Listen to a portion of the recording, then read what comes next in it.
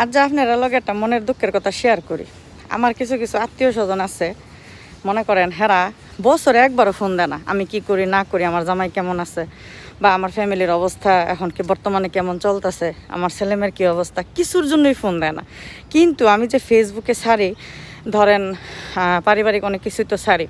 তো ওইটা তারা ধরেন 2 বছর পর তাদের সাথে আমার হঠাৎ কোথাও দেখা হইলো, 5 বছর পর তাদের সাথে হঠাৎ আমার দেখা হইলো,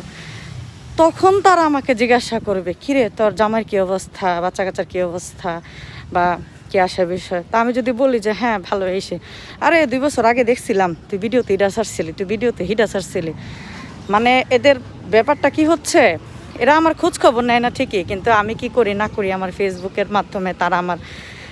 খোঁজ খবর ঠিকই রাখে। মানে ফোন দিতে কষ্ট লাগে আর কি, ফোন দিলে আমি গরিব মানুষ, আমি যদি তাদের কাছে একটু সাহায্য চাই, টাকা পয়সা চাই, আর গরিব মানুষের পরিচয় দিতে কেমন লাগে না, শুধু শুধু ফোন করে টাকাটা নষ্ট করব, কিন্তু ফেসবুক থেকে ঠিকই খবর রাখতেছে, আমি হাগি না পা দিই।